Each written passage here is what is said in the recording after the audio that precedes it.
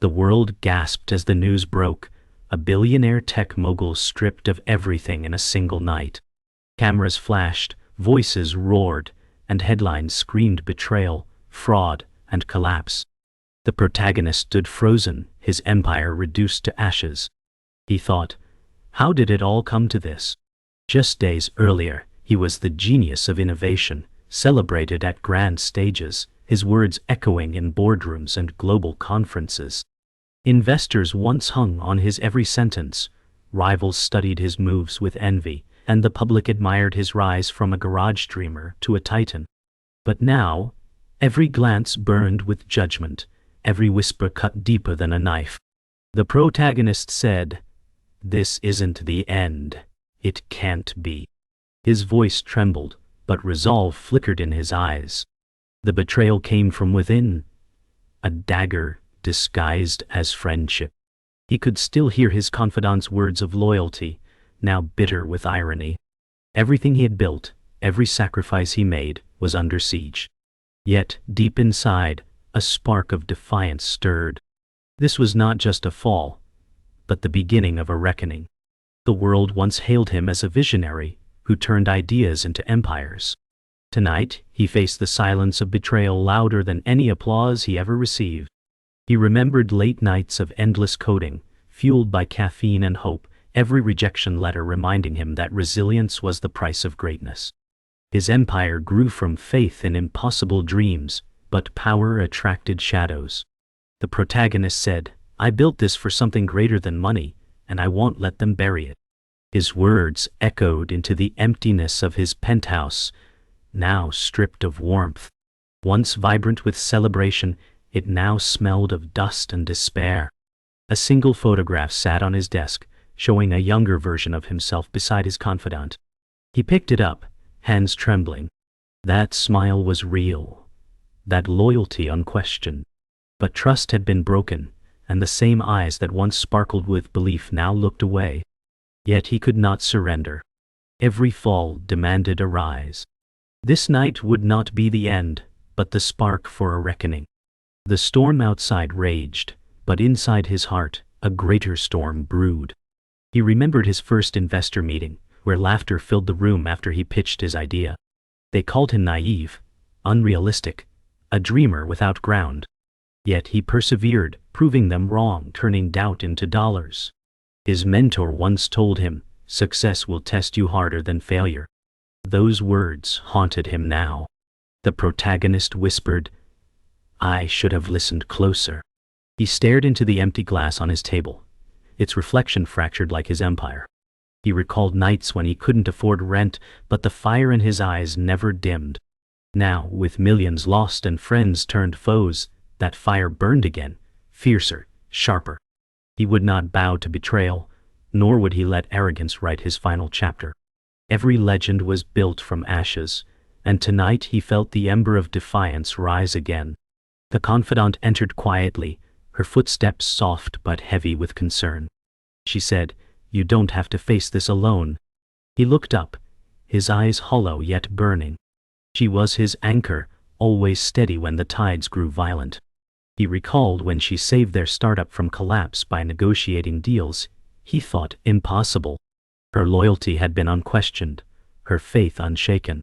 Yet even she could not mend the wound betrayal had carved. He said, "They stabbed us in the back, and the world cheered." She touched his shoulder, her silence louder than comfort. The storm outside crashed against the glass, each thunderclap echoing their turmoil. Trust was broken, but unity remained. They would fight together, for survival was not an option, it was a necessity.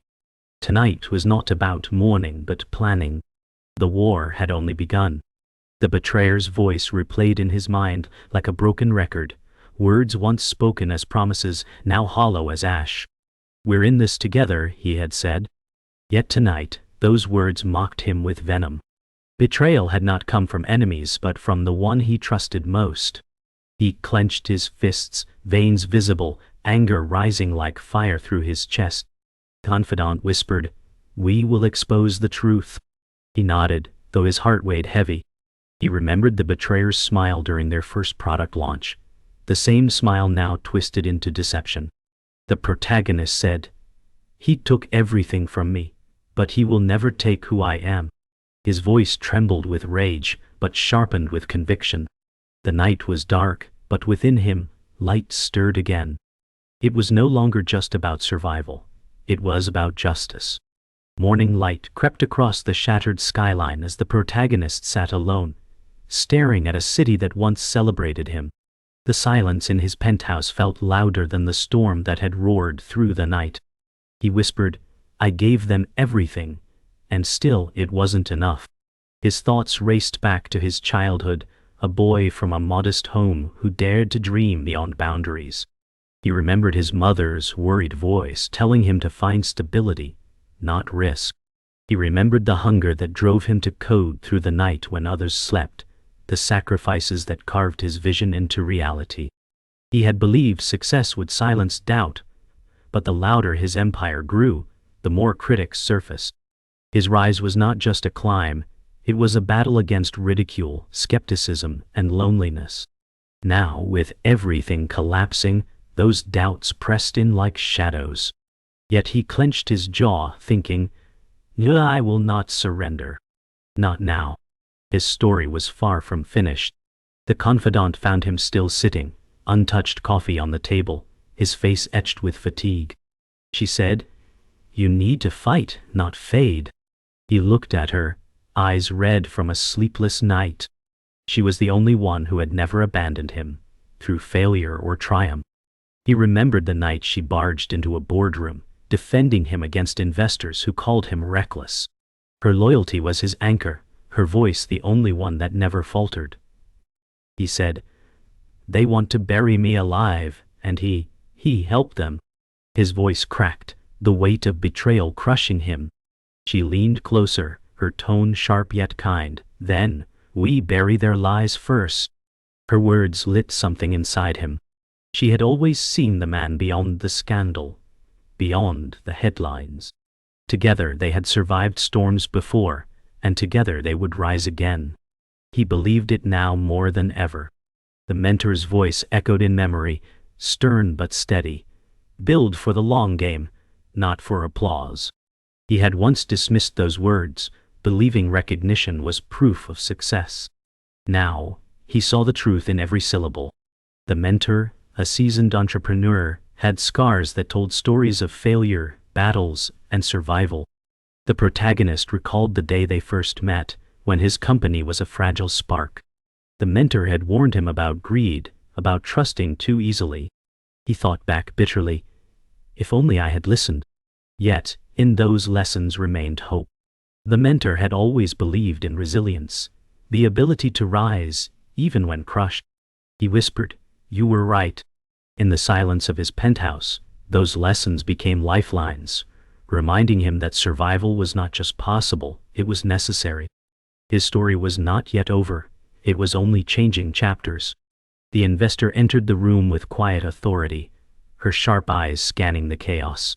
She said, "They may have turned on you, but I haven't." He raised his head, disbelief softening into cautious relief. She had risked millions on his dream, not just money but reputation, and though scandal tainted his name, she remained. Her loyalty was not born of sentiment but vision. She had seen something in him, something worth backing even when odds crumbled. He said, "I've lost everything." She shook her head, firm. "Not everything. You still have the one thing they can't steal, your mind." The words pierced the fog of despair, reminding him that his vision still burned. If even one believed, he was not defeated. Trust might be fractured, but alliances remained. He nodded, knowing now that his fight was not his alone. It never had been. As dusk fell, the skeptic appeared, his brother, a man who had always doubted the path he chose. He said, "You could have had a safe life, a steady one. Look where this dream has left you." The words cut deep, because they were true in their own way. The skeptic was not cruel but afraid of seeing him broken. Yet, beneath his criticism was love, a desperate wish for him to avoid further pain. The protagonist replied, "I'd rather fall chasing the impossible than life shackled to fear." The skeptic turned away, silent, his conflict clear in the furrow of his brow. In that silence, the protagonist realized something powerful. Even doubt could fuel determination. If he could rise again, not even the skeptic's disbelief would matter. He whispered, "This is not my end. This is my rebirth." And in that moment he believed it. The storm outside faded, but within the protagonist, a darker storm began to rise. News outlets broadcasted his downfall relentlessly, each headline sharper than a blade. Fraud, they called him. A fallen star, they whispered. He watched the screen in silence, rage pressing against his ribs.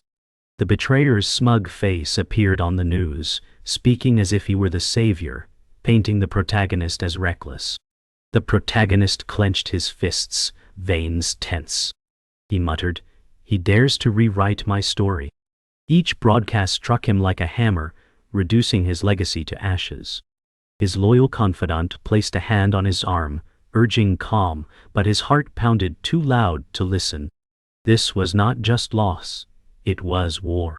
Reputation, the foundation of his empire, was being destroyed, brick by brick. He knew if he did not fight back now, the world would believe the lies. He whispered, "They won't bury me alive." The boardroom that once echoed with applause now reeked of betrayal. Former allies sat across from him, their eyes filled with judgment and distance. The antagonist, calm and collected, leaned back in his chair, watching the protagonist crumble. He said, "Your era is over." The words stung like acid. The protagonist shot back, "You think this empire will burn without me? Watch closely." But his voice faltered, as if uncertainty weighed on every syllable. The confidant stood by his side, silent yet unyielding, her gaze locked on the board. The betrayer avoided his eyes, mask of innocence worn like armor. The protagonist realized he was surrounded not by partners, but by vultures circling their prey. The war had shifted from markets to survival itself. Trust had been shattered, and he could no longer tell friend from foe. Investors turned cold, their calls sharper than knives. One voice crackled over the speaker, "We cannot back a sinking ship." Each word was a stone dragging him deeper into despair. The investor, his only steadfast ally, cut through the noise, saying, "I believed in you then, and I still do." Relief flickered in his eyes, but doubt lingered. Could one voice outweigh a chorus of betrayal? He closed his eyes, remembering nights when every door was slammed in his face, when rejections nearly broke him. Those nights had forged him into steel, but even steel could bend under constant blows. He whispered, "I won't bow to them." The investor's silence on the other end felt like trust, fragile yet unbroken. For the first time since the fall began, he felt a spark of hope, small, but enough to ignite defiance. The skeptic arrived unannounced, pacing the room with frustration. "Do you see now?" he demanded. "This is why I told you to stop chasing fantasies." The protagonist looked up, jaw clenched, voice low but steady. "I would rather fail than live without trying." The skeptic's eyes softened briefly, conflict flickering in his stance. He loved his brother, but could not understand his war. Every word felt like chains dragging him back, but he refused to yield. The confidant intervened, her voice sharp. "He doesn't need your doubt. He needs your belief." The room fell into silence. The skeptic turned away, arms crossed, but his silence spoke volumes. He was afraid of losing the only brother he had.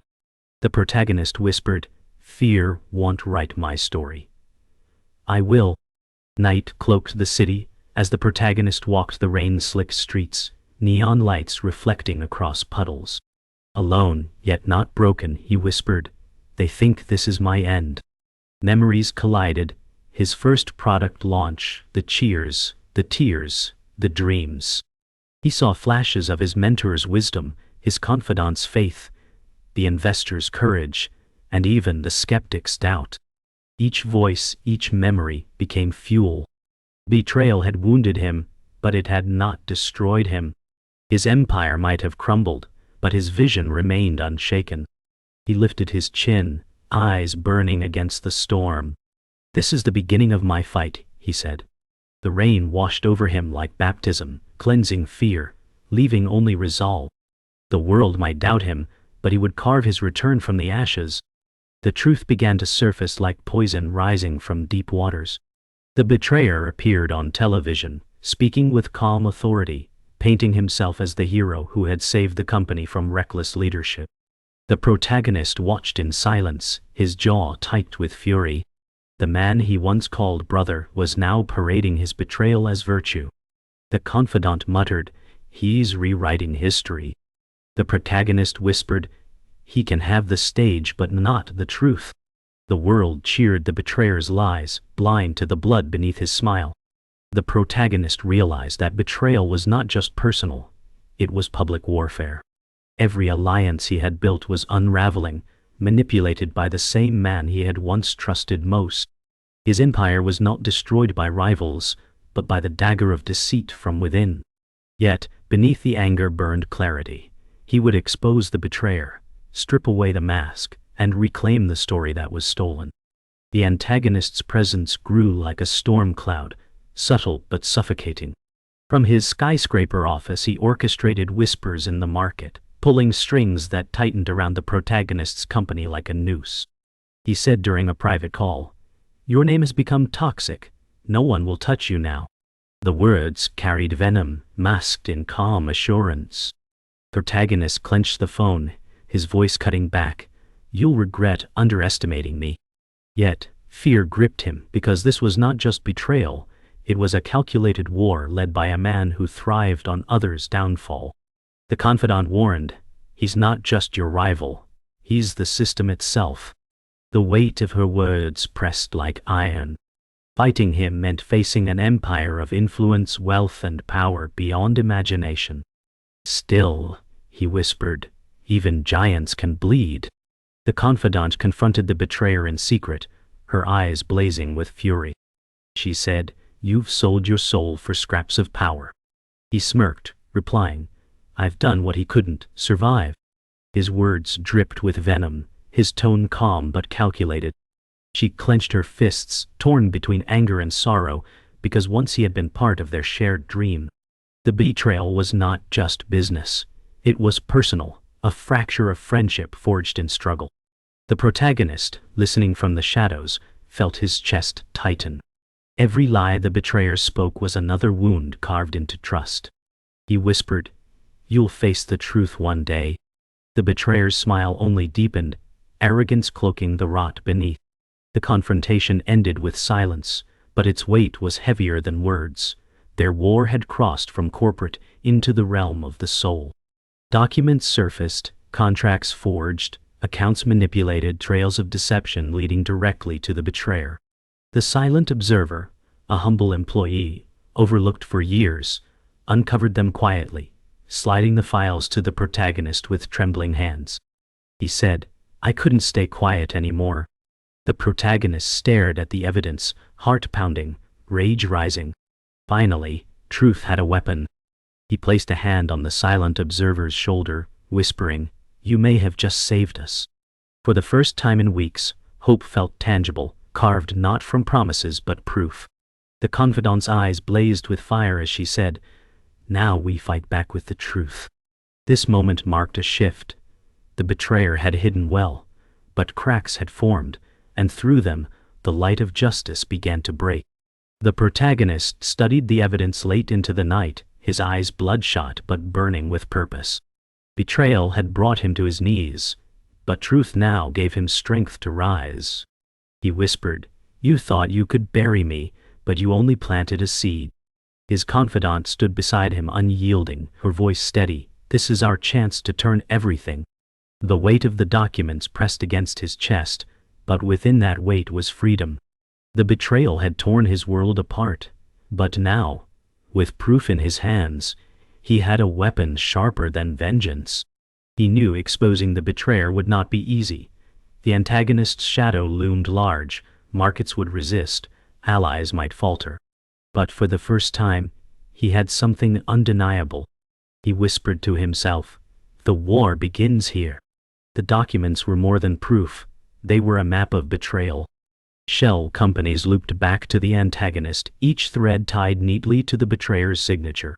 The silent observer said, "He routed funds through a dummy venture." The confidant breathed. They built the fall before the launch. The protagonist felt a cold steadiness replace rage. This was not misfortune, it was engineering. He whispered, "They didn't just cut me down, they grew the knife." The investor called, voice low and fierce, "If this is true, we go public." The mentor's memory echoed, "Truth is slower than lies, but it endures." The protagonist said, "We move with precision, not anger." He pictured the press lights, the cameras, the questions like arrows. He would not flinch. The twist was larger than headlines. It was a machine built to bury him, and now he knew where to strike. At dawn, the moral compass arrived with a thin briefcase and a harder stare. She said, "This crosses from corporate games into criminal fraud." The words landed like iron. The protagonist nodded. "Then we treat it like war fought by law." She outlined the strategy with measured clarity. Freeze assets, file injunctions, preserve chains of custody, avoid leaks that taint evidence. The confidant said, "He thrives on chaos. We deny him drama."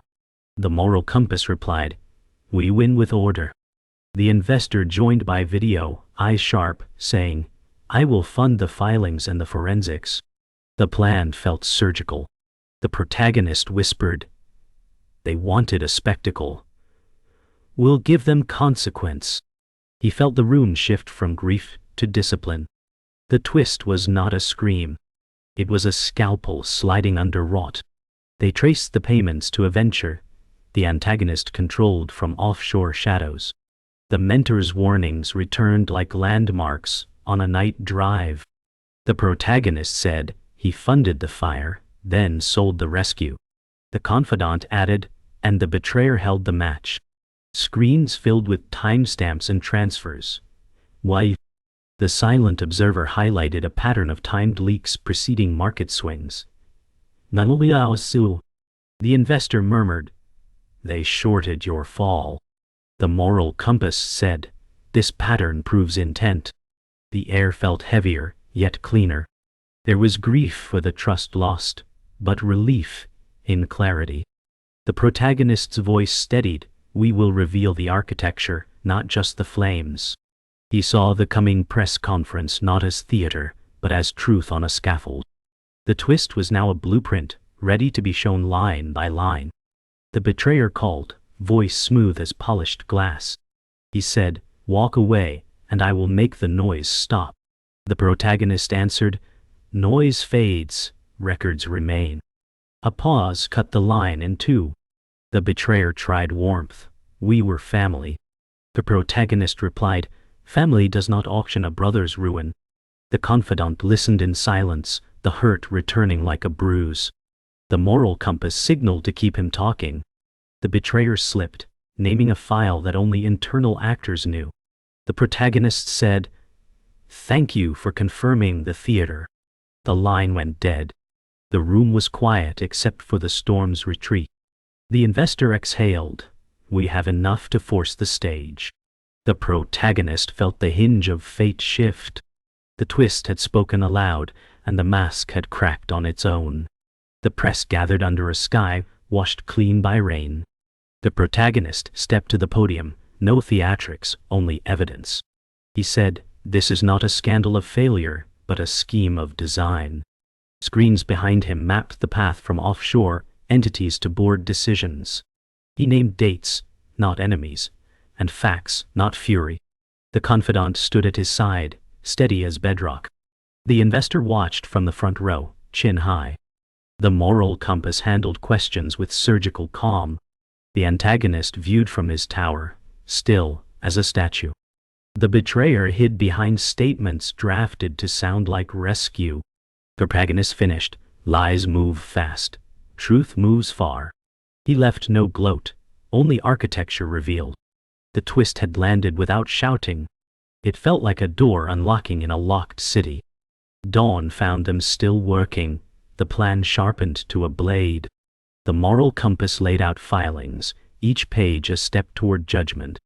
The investor said, "Today we choose the hill to die on." The protagonist answered, "We choose the hill to live on." The confidant rehearsed statements that framed truth without theater.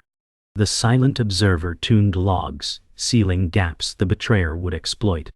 Every breath in the room felt counted, as if time charged interest.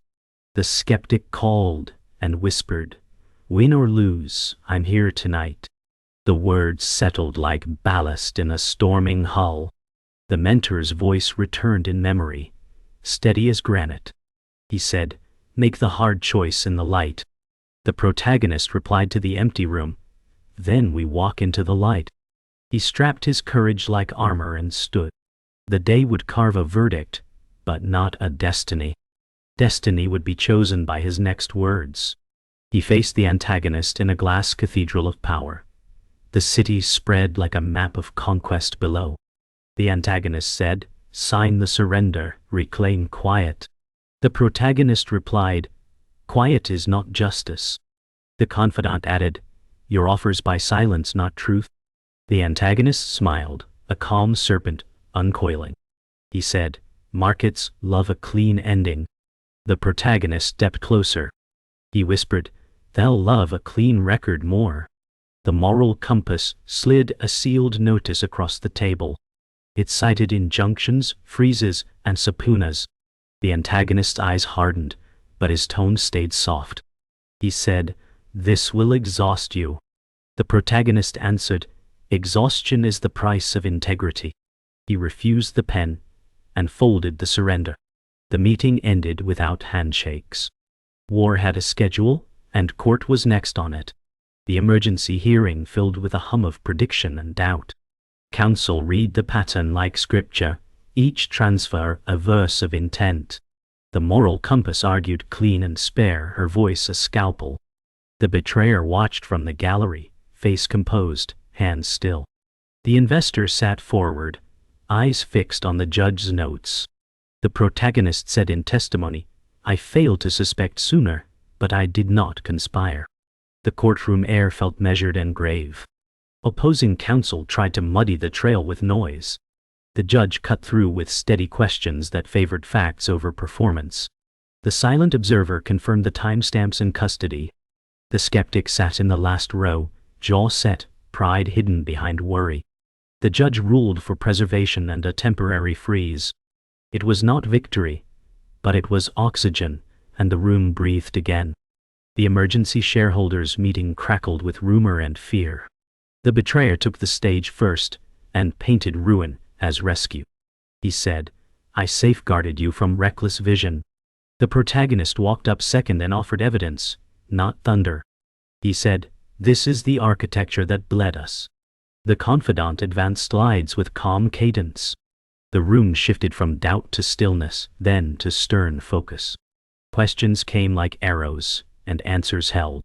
The antagonist's proxies tried to derail the vote with noise and deadlines. The investor spoke as a shareholder and said, "I back the rebuild under the original founder." The skeptic raised his hand from the back and said, "He has my vote." The motion tightened at the edge, then tipped. Control returned by a margin slim as a blade. With control restored, the hardest choice waited like a locked door. Sell the remnants and sleep, or gamble everything on a lean rebirth. The mentor's memory rose again. He said, "Courage is a decision, not a mood." The investor asked, "If I fund the bridge, will you run it like a siege?" The protagonist said, "We cut the vanity, ship the core, and earn back trust." The confidant added, "We lead with service, not spectacle." The moral compass warned, "No shortcuts, even if the road burns." The skeptic nodded once, a quiet truce with risk. The silent observer offered a prototype patch, hands still shaking. The protagonist breathed deeply and chose the harder path. He said, "We rebuild in public." The room fell silent, then steadied around his voice. Reckoning had become direction, and direction had become will. Night bled into morning as the rebuilt platform flickered online. The room was small, cables snaking like veins, but the heartbeat felt enormous. The protagonist said, "Ship the core, measure, improve." The confidant replied, "We led with service, not spectacle." The investor sent a short message that read, "Run lean, run true." The moral compass reviewed the public roadmap and nodded once. The skeptic hovered near the door saying, "If this breaks, we fix it fast." The silent observer pushed the first patch with steady hands. An early customer wrote, "You stayed, we'll stay too." The protagonist breathed out, releasing months of held air. This was not triumph with fireworks but a quiet sunrise. He said, "We begin again in daylight." Resolve replaced the echo of scandal with the routine of work. News broke by afternoon. Investigations widened, and the market adjusted to truth.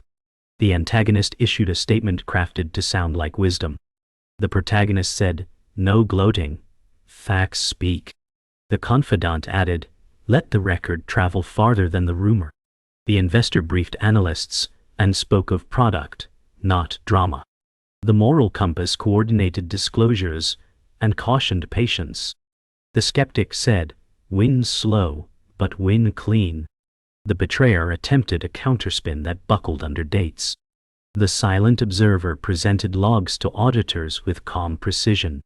The mentor's memory whispered, "Endings are earned." The protagonist looked at the team and said, "We answer with work." Relief arrived not as cheers, but as quiet corrections. The air of the city felt lighter, as if the storm had finally chosen to leave. By evening, customers sent feature requests instead of condolences. The protagonist walked the floor and said, "Every ticket is a contract of trust."